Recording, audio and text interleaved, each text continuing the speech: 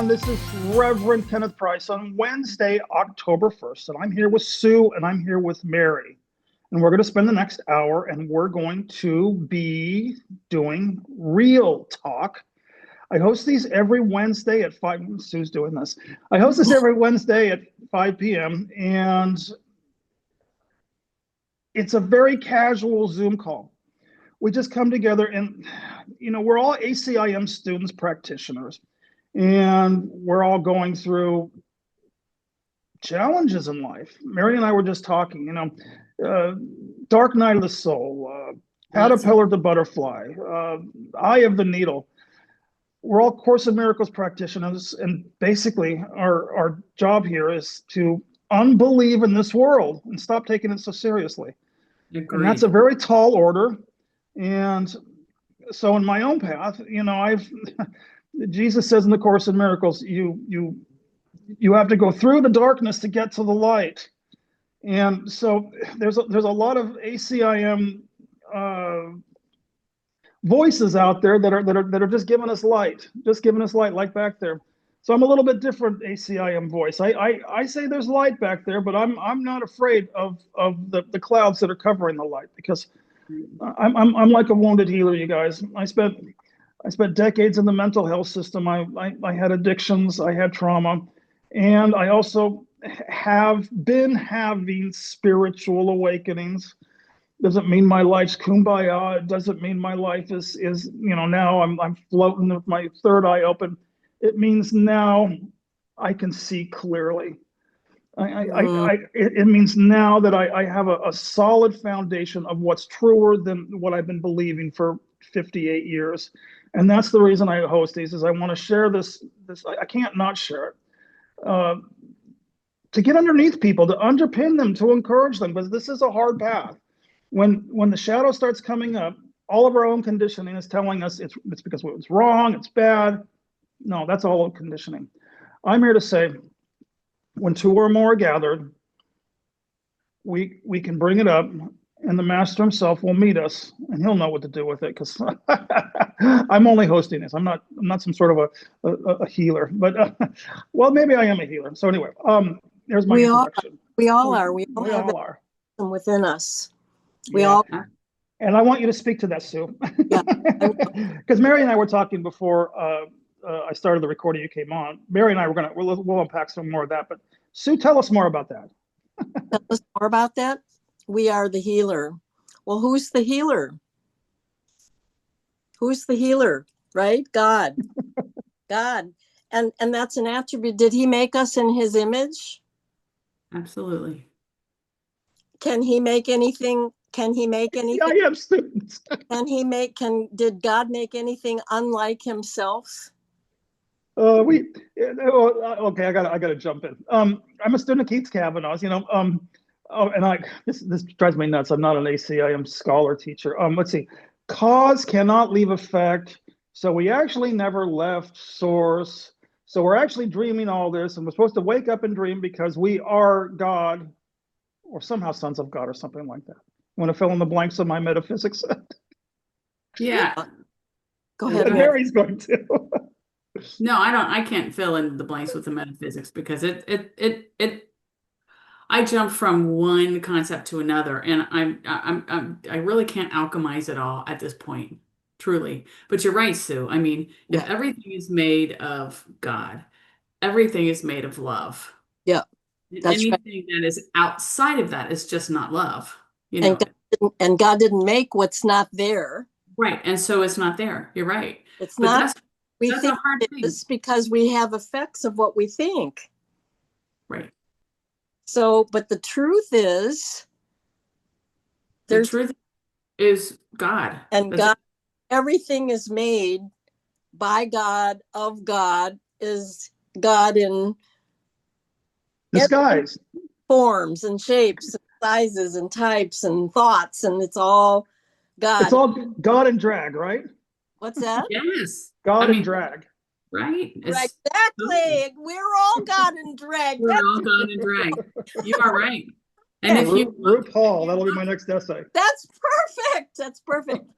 Exactly. How often do you take the time there's to? a joy in that. It's true. Feel it? I mean, I do. So I that love how happy you are, Sue. That is so great. I am just like something popped the cork. You know, if you think of a champagne bottle and you Yeah. think of this is vintage champagne, who made it? God. Right. And all of a sudden it's time to bring out this vintage champagne. He popped the cork this week. I'm not kidding you. You are. Mary's right. You are glowing. Keep Bubbling going. over and Hey, bubbling over. I want some of that. Give me some of that champagne. I know. I want some of that too. I want what she's having. What's that? What? I want what she's having. Don't have what you're having. I think that's wonderful. But your birthright is happiness, and It's I our was birthright because No. we're not separate from each other. If I'm feeling it, you're feeling it now by association, right? I know. I love it.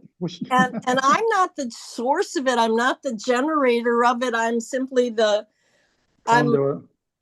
overflow from the abundant supply of this vintage champagne that just the effervescence never spends itself. It's just constant. It's like this fountain of youth. How old do you think I am? I'm not going to tell you, but sometimes I'm older than a lot of people because. Why did you ask? Don't ask. Now, well, see, I don't believe in age. But that's true. Even age. I literally, because why? Because age is associated with the world of time and death. And thank you for adding that, Mary. And limitation and limitations, which in truth, there is no time. Right. There is no death. There are no limitations. God is eternal and unlimited. And so are we. I am plugged into that and I live by that.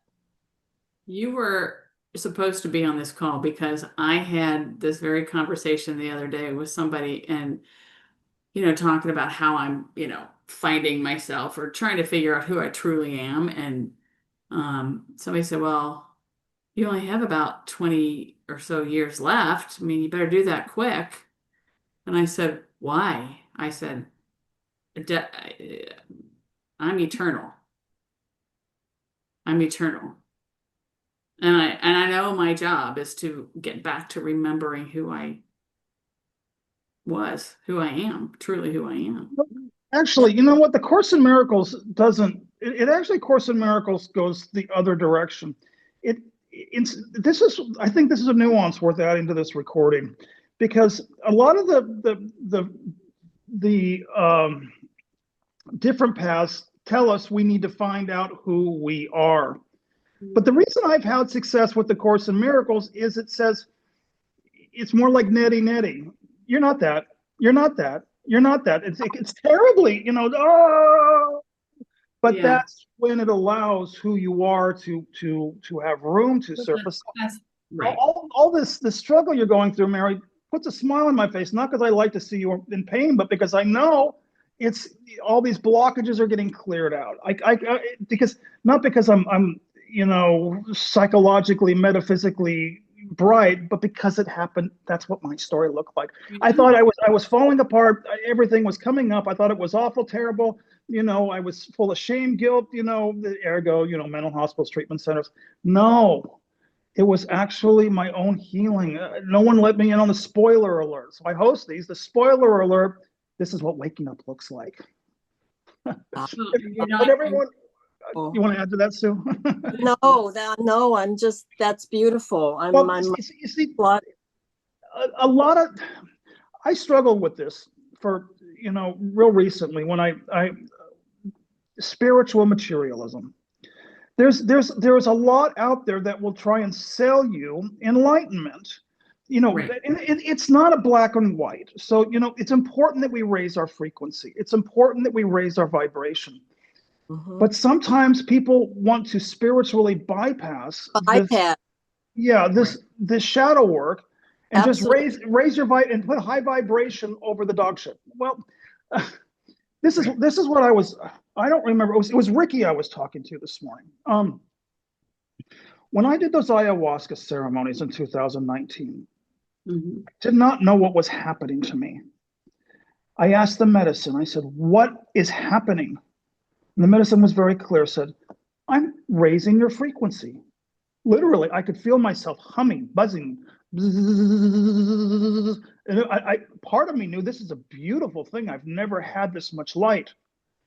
And I've never had this much fear before. Mhm. Because all that light from Mother Ayahuasca was illuminating my shadow. And driving the fear out. Well, it's like that essay I did, cockroaches and grievances.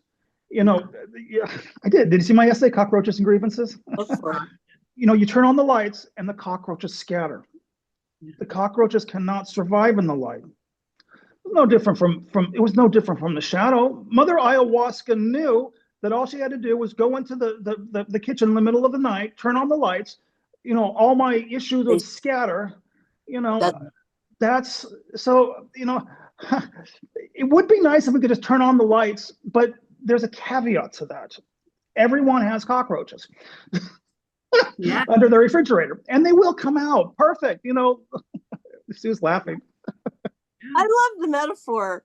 It's true. I did this really funny graphic of this cartoon man chasing a cartoon cockroach with a hammer. Because we gotta laugh at this, Because everybody goes through it, and I do think we do spiritually bypass. We say, well, thank you. I'm going to go and I'm just going to pray and I'm going to, heal that way. I'm just going to pray. And that's it. And that is not it. It's not, it's internal, feeling and knowing and introspection. I don't even know what to call it. It's a breaking open, really. Yeah. And it's the courage to let that process work its way out. Yeah, because you have to feel it. You can't Or just that is gone and everything that we are is there in all of its splendor. There you go. Hallelujah. Now pass the basket. That's our Wednesday sermon. Well, the moment is right. Yeah. This is our New Age Vespers. There you go. I don't know. But I still struggle with it. That's why I host these. That's why I'm a minister. That's why I write essays. Not because I'm healed. Because right. I want to share with the world. I'll do it, but I just don't want to do it alone. And people love the essays. Oh my God, I go through that too. Okay, let me give you an example. All right, so I started this new job on Monday, and great job. I like the client. There's steady work for I don't know, maybe could be 1 to 2 weeks, which is in my industry, that's a good solid. So, but there's no electricity on the job site. It's a tenant rehab flip. And so I found a generator in my godfather's shop. He said I could borrow it. Perfect. I got all the tools, went to the job site, unloaded the generator. It wouldn't start. Of course.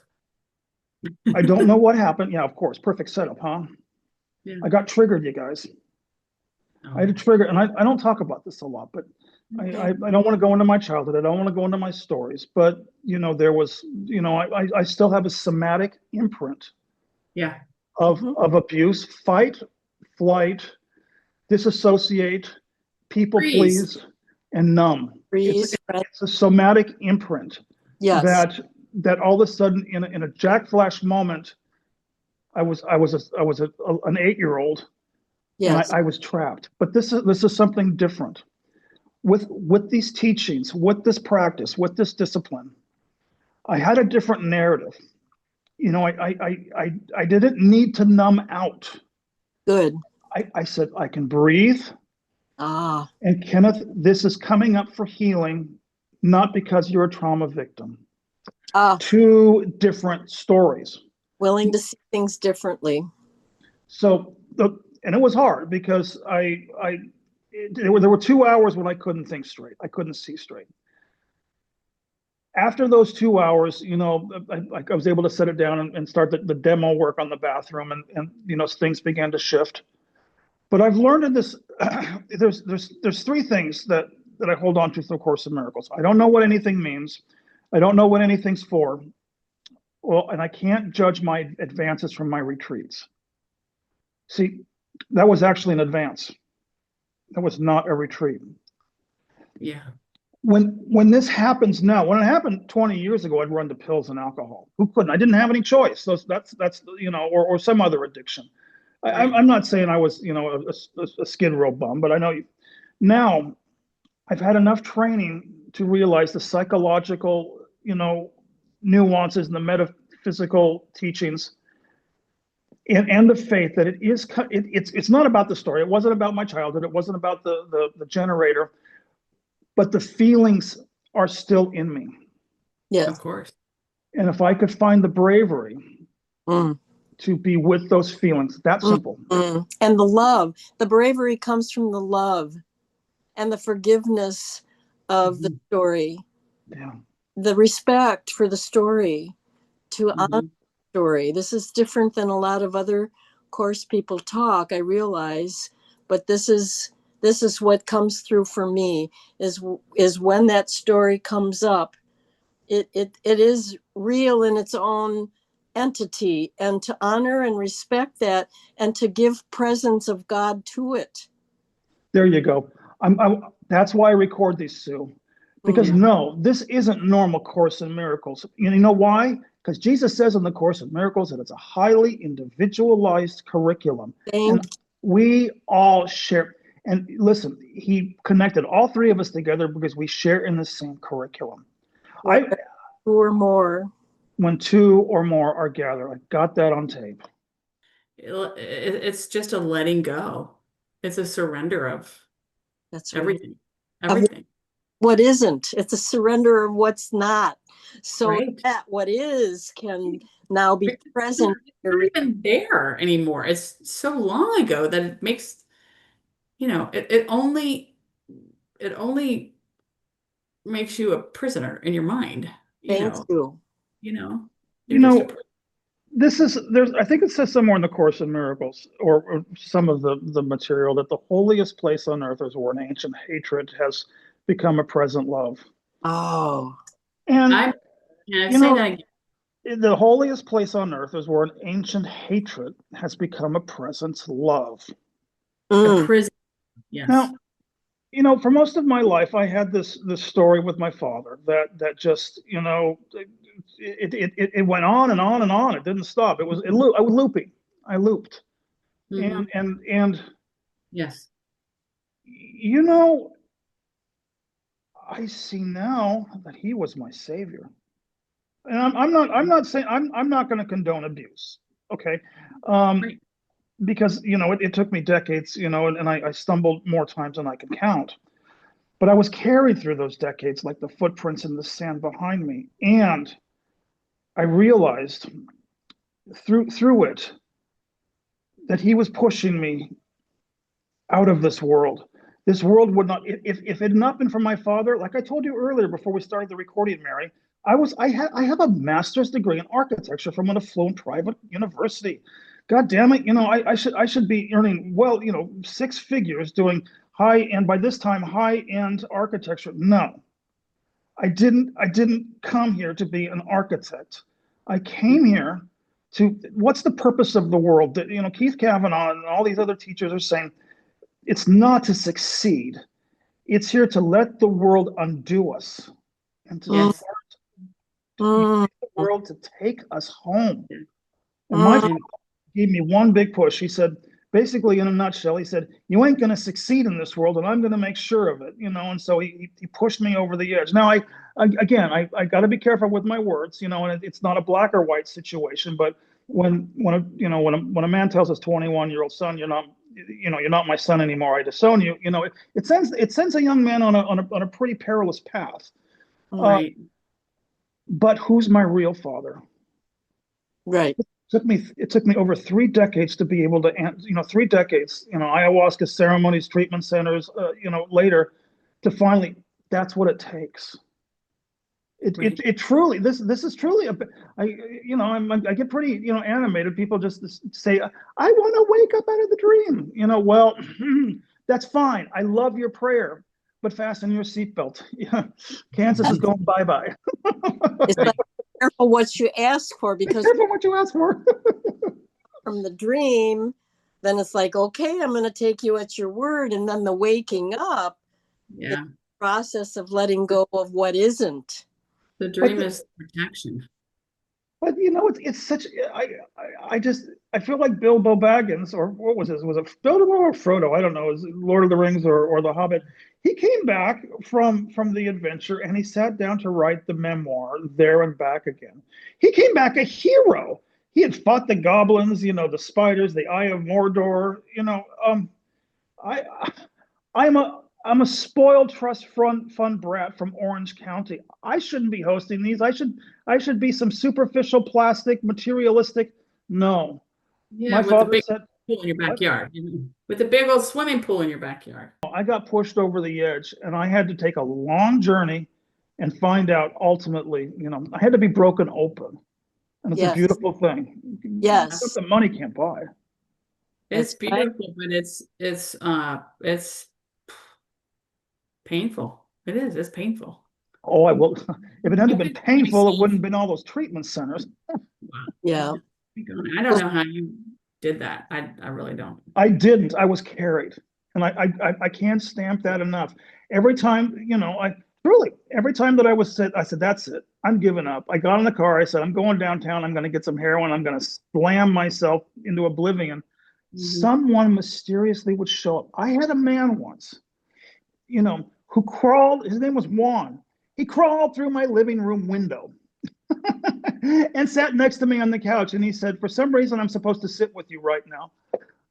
Where did you come from? He says, I don't know, but I'm supposed to sit with you right now. Don't do it. Okay, but that makes me laugh. It is. I'm telling you, I've got more stories like that than, It's true. I mean, I have had a lot of those stories recently where I run into these people, and I went to a coffee shop, a local coffee shop not too long ago, and this woman sat down. I don't know why I was supposed to be talking to that woman, but I talked to her for 3 hours about her miracle. Yeah. 3 hours. I'm not surprised, Mary. To hear you say, you tell me two things. Sometimes you tell me my life is unwinding. I don't know who I am. This is painful. And then you give me a miracle story. So are we noticing the patterns here? You try to make sense of it, and you try to logically think your way through this stuff. The ego, I think, is actually absorbed. I call it a divine bounty towel, where the divine bounty towel, the love of God, just actually absorbs the good intentions of even if some people attack the ego to say it's got evil intentions at the point. No, it thinks it's all it knows to do. What did Jesus say? Forgive them, for they know not what they do. And that's important. That's important for all of us to really, that gives you. So I just feel, come on, there's a better way. And then there's just the willingness, that first, the willingness. Are you willing to come with me? And that's where it's absorbed into the light again. And now there's no shadow. Boom. Right. Stu, you gave me the name for this Zoom call. We're going to call it Divine Bounty Towel. Welcome to it. I love it. It's a brand. Let's brand that. Let's start selling Divine Bounty Towels. You may be onto something. And when the miracle moment presents itself, you offer them a piece of off of the roll of Divine Bounty Towel here, and it helps the process to roll out. To clean up your mystical mess. How does that sound for a slogan? Right on. And it's perfect. Absorbent. It can absorb the worst of messes. There's no mess that it's not strong enough to clean up. It'll soak up even the darkest of shadows. Divine Bounty Towel. That's right. Picker upper. Right. Well, this is the right time and the right place, because I've been using that. I love that image for years now. And I've talked about it with people, not trying to sell anything, but just as an image that's helped me to, like, as soon as I'm spilling out a mess, like, grab the divine bounty towels, because this is a mess that only divine bounty towels can mop up. And, I was given that idea, and I used that idea to clean up my own mess with the loving forgiveness that is the fabric of that divine bounty towel is actually, made of that. It's so it works. It does work. And every time there's a new mess, like Mary, you were saying, I no sooner have a miracle moment than there's another mess. No biggie, grab your divine bounty towel, throw up that mess, and then grab your towels and mop it up. And it's just a process here as long as we're here. I like that. Truly. So we could sell them at Walmart and have a run on divine bounty towels where you can picture people running out of the divine Walmart with their carts full of all and the empty shelves where's I need divine. It's like as soon as the shelves are never empty because it's divine. Wow. Okay. I'm speechless. A holy instant then. How about you, Ken? Well, it reminds me when I can't not refer back to ayahuasca because she's just as much as my teacher as Jesus. Maybe I think they kind of sit on the same park bench, but it's just like that. I had to purge it out. I had to look at it. Yes, that's what Jesus. The Course in Miracles is written in all the Shakespearean prose, iambic pentameter, because he's got to be real gentle and kind with us, because he's given us some really heavy truths by saying, he says, you got to clean out from under the refrigerator, guys. He said, you got to go in the basement and turn on the lights, but you can't just come out and say that because we would all be frightened. So he just kind of slowly, he kind of like loves us. And meanwhile, he's escorting us down into the basement, step by step by step by step. But what he's saying is it's all right, you guys. It's not real. It's not, but we got to look at it first. You can't just say it's not real when you're up in the kitchen. You got to go down there and see for yourself. That's right. So, and down there, I've thrown up many times when I had to look at my own shit. But that's where the divine bounty towels come in. It's nauseating. It can be nauseating just knowing what your own shit is. It is. And so it's so unpleasant that we don't want to look at it. We don't want to think about it. So we delay it. Because we have a mask out here. Yeah. That people recognize, and you have to sort of keep up that persona. Well, he says somewhere in the Course in Miracles, you will not be hurled into reality, which is his way of saying, I'm not going to throw you down the stairs, you guys. I'll walk with you down there. But the other thing is the mistakes I made. The reason I was in those mental hospitals and treatment centers is I knew I needed to go into the basement. But the mistake I made is, I'll just go down there by myself. I went batshit crazy. Don't go down there without a companion. Belief that you were going down there by yourself, thinking that you were separate from your real companion who went down with you, whether you realized it or not, or you wouldn't be here. About it now, but it caused a very colorful parable. I'm so glad we're getting this recorded because finally we're really this is the casual conversation that I think our community needs. We get so wrapped around ourselves with them. I wrote an essay the other morning that said, "Kiss, keep it simple, salty." And I did the whole essay based on how Course in Miracles students are turning themselves into pretzels with the metaphysics. I said, no, you guys got to keep it simple. Right. Yeah. Well, exactly. And the ego's hijacked. Let it flow. Have the trust in God that He's guiding this, and this is the course. This is the Course in Miracles. We're not here for an ego show. Ego might show up, but I trust that Holy Spirit shows up too, and Holy Spirit shows us the way out. There you go. Those clutches. But when you try to connect in a cerebral sense, yes, which is what I do. It doesn't work. We have fear of it, of spirit taking over. Ego has fear of spirit taking over. Plan, Plan your awakening. Well, that's a because good one. we want to know what's going to happen. We want to know what's going to happen. We want to plan our awakening. We want to be in control. But that means letting go of that too, and trusting that God knows better than we, and God's going to take us to a better place than we could ever imagine. Let it. Yes.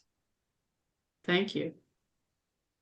He speaks to that in the Course in Miracles. He said something along the lines of a healed mind is relieved of the need to plan.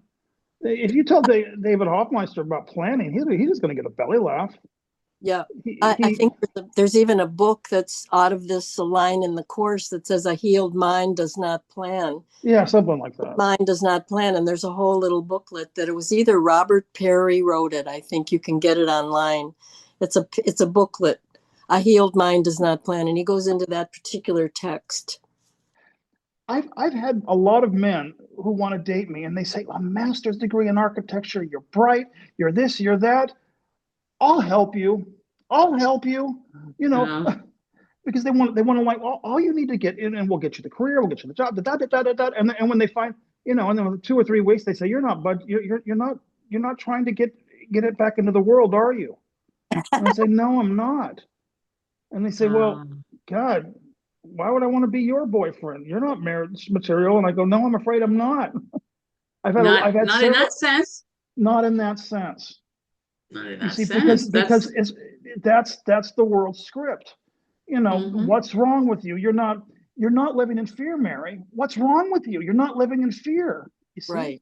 That's what we're unwinding here. Right. Fear wants companions. Fear wants a club. Fear wants a group, a gang. A gang. Validation. Validation. Mm-hmm. It wasn't just, my spirit, as if I had a spiritual awakening. No, I get little pings and dongs, when I least expect it. But the other one is I realized a couple of days ago that most of my life had been driven by fear. It had to do with my bank account, which is the biggest one. It's no accident my last name is Price. But I realized that I've been living according to, I know my father would, he instilled in that, in the first 5 years of our life, save your money, don't spend your money, invest your money, be practical, or else, And so I here I am coming up on age 60, and finally I didn't break the surface. Grace showed me in that flash moment that had been driving the ship for 5 decades, and I knew at an intellectual level, but it went from the head to the heart in just that split second, and I saw it. And Mary, that's the message I've got. A lot of this stuff, all we can do is the footwork, period. The moment of that aha, that aha moment is the moment of grace. It's prescripted on everyone's timeline. So until then, I tell people, they say, I want to wake up. And I would say to that, I want you to love that you're sleeping. Oh, beautiful. Yeah. Now that's hard because the ego, you're right, Mary, the ego, we will try and figure it out until eventually we collapse. You and I, we talked about that, was it last week, or we talk about it every week, but it's worth repeating. It's that collapse where, it's kind of like this. I got this vision once that I spent my whole life feeling like I was being chased by a wild bear. I've been running. If I stop, he's going to eat me. If I stop, he's going to eat me. And here I come. I can still do it in my 40s. I can still, I'm in my 50s. I can't run anymore. And finally, I collapsed. And then, because I was convinced that I was being chased by a bear, and I just went into a little ball like this, and I cringed, and I said, all right, this is it. This is the end. I'm going to get eaten. It wasn't a bear. It was a puppy dog. Oh, wow. Who wanted to play. Oh, wow. Wow. You didn't get that. You didn't get that chance, really. I Because finally, you're. I, I, I, I, I finally saw that if I just stopped, Yeah. and it's kind of sad, it's kind of a bittersweet reunion. That puppy dog was just my little boy saying, you don't run away from me. Don't run away from me. He wasn't a Yeah. bear. He was my little boy. It was my puppy dog. Yes. Oh, that's Exactly. beautiful. That's beautiful.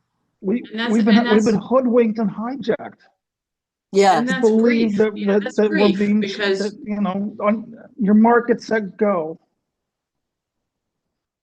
I was told act like a lady. I was only 5 years old. I was expected to yeah. act like a lady. What's a What lady the heck does to that a mean? 5 year Yeah. old? Wearing clomping around in my mother's high heels and I'm a lot more mindful about that when it comes to my grandchildren because I spent some time this morning with two of my grandkids. One of them's like 4 months old. And I'm holding him saying, remember who you are. Remember who you are. I kept whispering that to him, saying, you are pure love. Remember that. You are pure love. mm, I never would have said that to my own kids ever. Because you have these patterns and you go through life and you're like, okay, now this is the next step. The next step is you do this, and then the next step is you do this. This is your scripted life, that we think that that's how it's supposed to be. And that ain't it. It's just not. yeah. So I guess, you know, part of this journey is, my role in that and trying to, and I don't know if that's one of those sort of retroactive reparation kind of things, like making up for my own downfalls as a mother, but I think it's important to cultivate that Hmm. in kids and children because they forget quickly.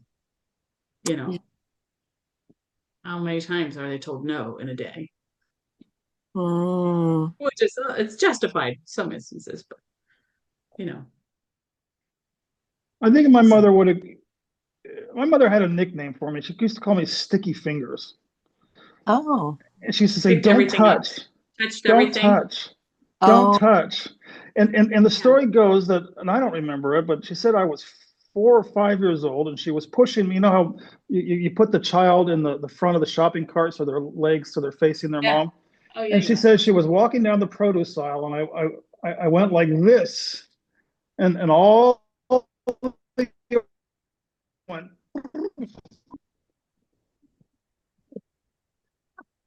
She never let me forget it. No, but Oh, I don't know how to oh, speak to I that. know, and that I, stuff I, I, stays with you. I truly believe that, as far as parents and kids, I know in my own case, it had to do more to do with past lives, and it had to, they say nature and nurture. How can you add past lives and make that, three unknown variables? Oh, they don't, and it because it's not linear. Time is not linear, and you do carry those ancestral um, traumas within you. Not that you know that, you don't That's true. recognize. Genetic memory. Yeah, They it didn't tell is. me that when I went, into psychotherapy in the 1980s and Of course 1990s. not. They didn't have it, but now that I reached this But they place did in have my life, Prozac, so that's yeah, and they gave me lots of it. But what I see now that I've been carried, into my almost into my 60th decade, it mine had nothing to do with mom. I mean, yeah, mom and dad, they were just normal, dysfunctional parents, all parents from the 70s in Orange still counties. are. But I carried an energetic resonant frequency of ancestral. I was the lightning rod for Yeah. everything that had been in process through ancestral lines. And my mom just she goes, I don't know what to do with you. She said, I don't know where it's coming from. She said, I've done all I can. And she said, I love you, but kiddo, you know, you're too much, and I really don't Yeah. want you around here anymore because Oh. this is way over the top. Those weren't her exact words. She didn't have the vocabulary, but I can see it now because I was the lightning rod for, everything. I had Nazis. Well, sort of. I don't want to go down that road, but there was some really bad shit down my father's lineage, and it has to be alchemized. That's way off, Yes. off topic than divine bounty towel, but maybe that made me the divine bounty towel. That's Well, right.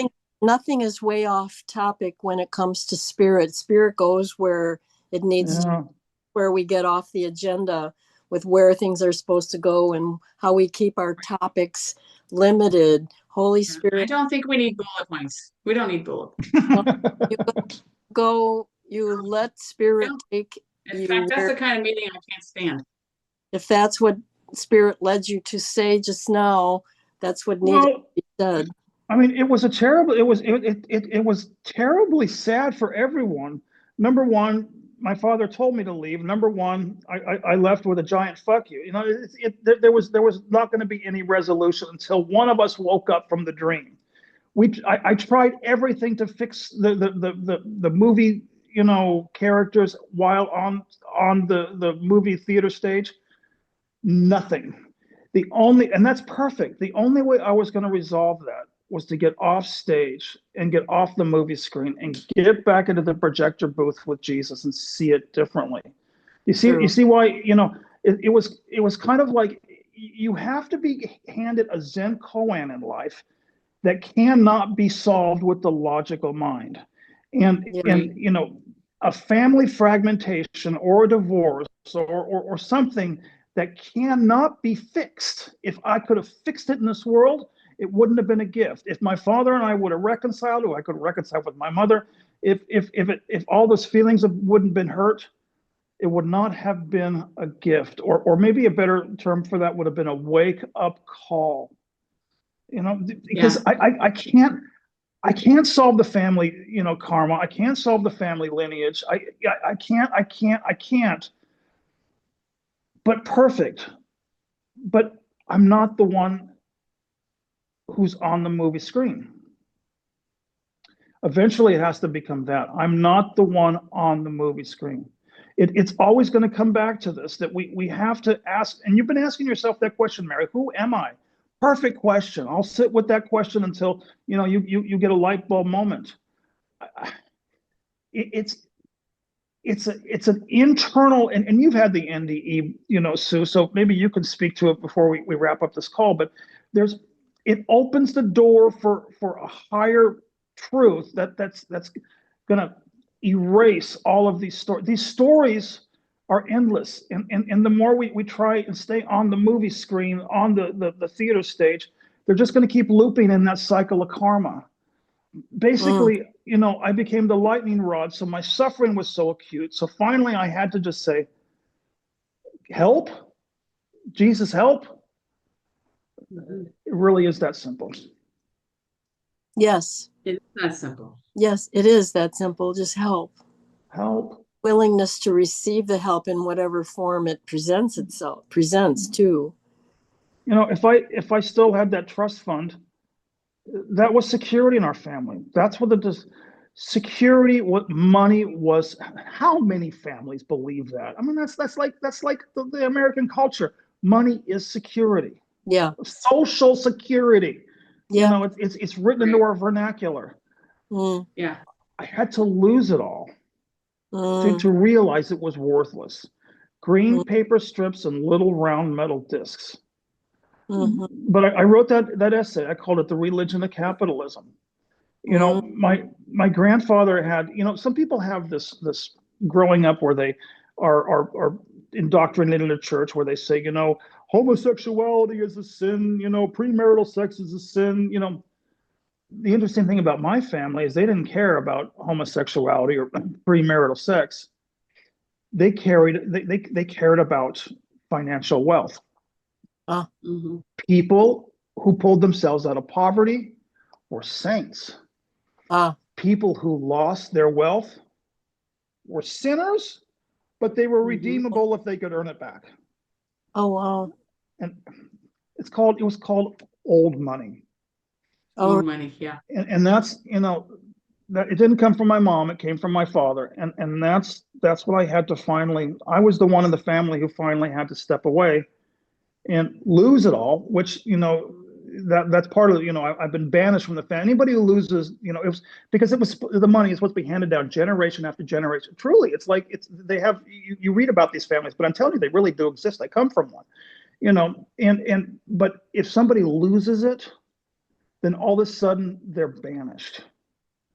But it's that banishment and that grace, that promulgated this awakening.